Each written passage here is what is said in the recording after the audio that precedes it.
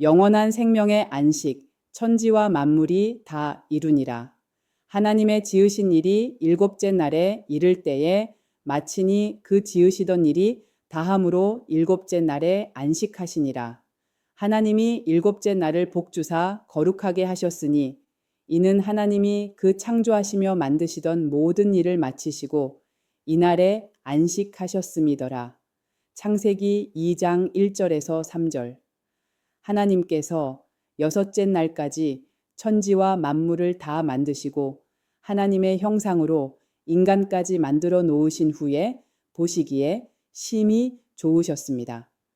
유독 여섯째 날에만 심히 좋다란 단어를 쓰신 것은 하나님과 교제할 수 있는 도덕적이며 인격적인 존재인 하나님의 백성이 만들어지므로 그 창조가 비로소 하나님의 의도대로 완벽하게 이루어졌기 때문에 하나님은 여섯째 날 모든 천지 만물을 완성시키고 일곱째 날에 안식하셨습니다. 하나님의 안식은 단순히 일을 쉰다는 개념이 아니라 하나님의 능력과 성품과 지혜가 충만하게 드러나고 발휘되어 모든 만물이 하나님을 경배하고 찬양하며 그분께 순종하는 상태를 하나님의 안식이라 합니다. 그러니까 하나님의 창조의 목적은 하나님과 인간을 포함한 천지 만물의 안식입니다. 이러한 하나님의 열심과 하늘의 비밀을 알고 있는 우리가 지금 해야 할 일이 무엇이겠습니까? 아들을 죽이면서까지 우리에게 주시고자 하신 그 안식을 누려야 하는 교회들이야말로 하나님의 형상을 드러내는 삶을 살아야 합니다.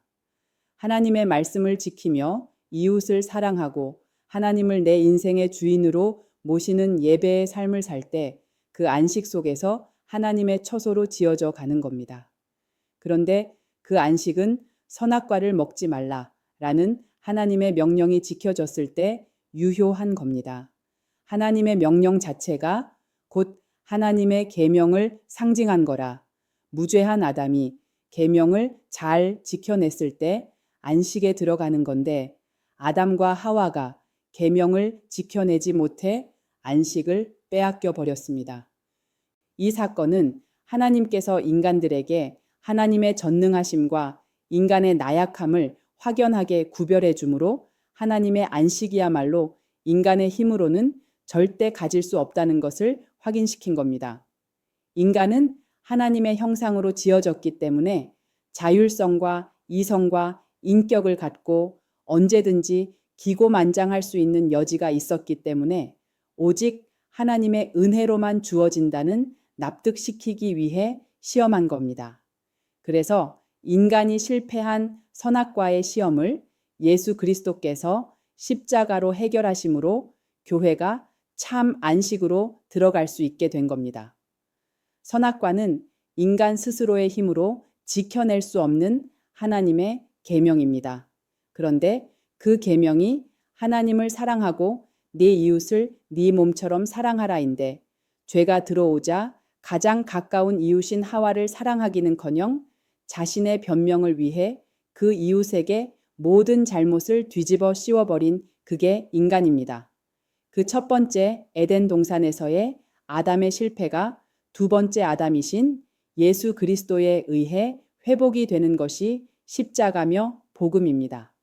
우리는 아담의 실패를 통해 하나님의 도우심 없이 우리의 힘과 노력으로 해낼 수 없음을 자각해야 하는 존재입니다. 그래서 하나님 삶의 방식인 사랑이 인간에겐 버거운 겁니다. 이와 같이 안식일은 예수 그리스도로 말미암아 우리에게 주어질 완성된 하나님 나라입니다. 거기서는 누가 우리를 먹여주냐 하면 하나님께서 먹여주십니다. 그래서 영생을 상징하는 안식일은 하나님이 먹이시니까 너희의 배를 위한 일을 위해 안식일을 가볍게 여기지 말라는 겁니다. 그래서 하나님은 광야에서 안식일에 먹을 것을 그 전날 미리 다 주셨습니다. 그런데 안식을 완성하신 주님께서 오셨고 그 주님과 함께하는 것이 곧 안식입니다. 이제 더 이상 나의 경제력을 위한 일이 아니라 사랑이신 하나님과 함께 동참하는 것이 안식이고 예배입니다. 그래서 주님과 제자들이 안식일에 밀을 비벼서 드심으로 일을 한 겁니다. 그러나 그 일은 주님과 함께하는 안식 속에서의 일이었기에 아무 문제가 없었던 겁니다. 그래서 안식일을 완성하러 오신 주님이 일부러 안식일을 골라 병자들을 고치셨습니다.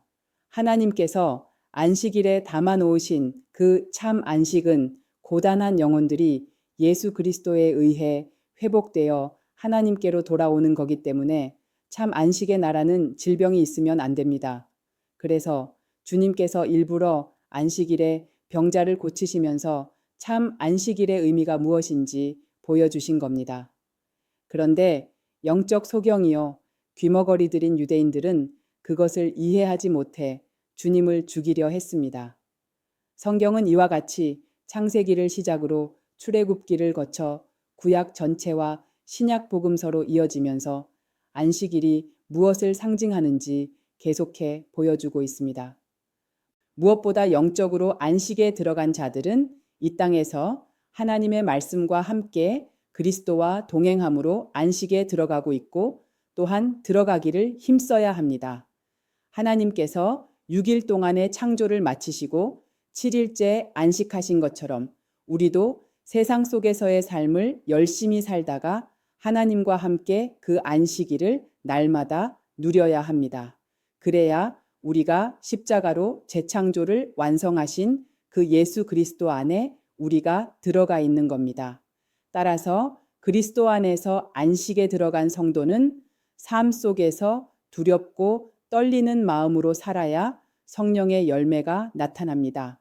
그러므로 안일하게 믿음 생활 하다가는 낭패를 당하게 되므로 신앙생활 속에서 영적 진보와 성수계로의 열심과 분투가 있어야 합니다. 따라서 창세기 2장 3절까지의 창조기사는 천지창조의 전체를 개괄적으로 기록한 거고 2장 4절부터 하나님과 직접 언약을 맺는 언약의 당사자인 사람에 초점을 두고 기록했습니다. 그러니까 2장 4절 이하는 창세기 6째 날의 창조를 사람이란 존재에 초점을 두고 부연 설명한 겁니다. 그래서 모세는 사람이란 존재가 하나님에게 얼마나 소중한 존재인지를 강조하기 위해 2장 4절 이하를 기록했습니다. 보시면 5절에 들에 초목이 나지 않았고 밭에 채소가 없었다는 거에 있지 않고 경작할 사람이 없었다에 있습니다. 이는 땅에 초목과 채소가 없었던 것이 아니라 인간이 경작하고 다스릴 들과 밭에 초목이 없었다는 겁니다. 천지 만물 중에 가장 중요한 사람이 아직 없었기 때문에 모세는 그들이 다스리고 경작해서 풍성한 수확을 할 밭과 들의 초목과 채소가 존재치 않았음을 강조했습니다. 초목과 채소는 사람에 의해 다스리고 경작되어질 때 그 사람이란 존재의 의미가 생긴다는 것을 강조한 겁니다. 성경 전체는 하나님의 선택을 받은 자들과 선택에서 제외된 자들로 구별되어 있습니다. 하나님의 선택을 받은 자들은 영생을 소유한 자라는 관점에서 평등하고 선택에서 제외된 자들 또한 영적으로 죽은 자란 면에서 평등합니다. 그런데 세상은 그 죽은 자들에게 서로 경쟁하도록 만들어 놓았습니다. 그리고 그 경쟁 속에서 자신들의 실제 모습을 잃고 살아가도록 사단이 장치해 놓은 그 자체가 바로 저주입니다. 그러나 하늘의 비밀을 보혜사 성령에 의해 알게 된 자들은 절대 경쟁하지 않습니다.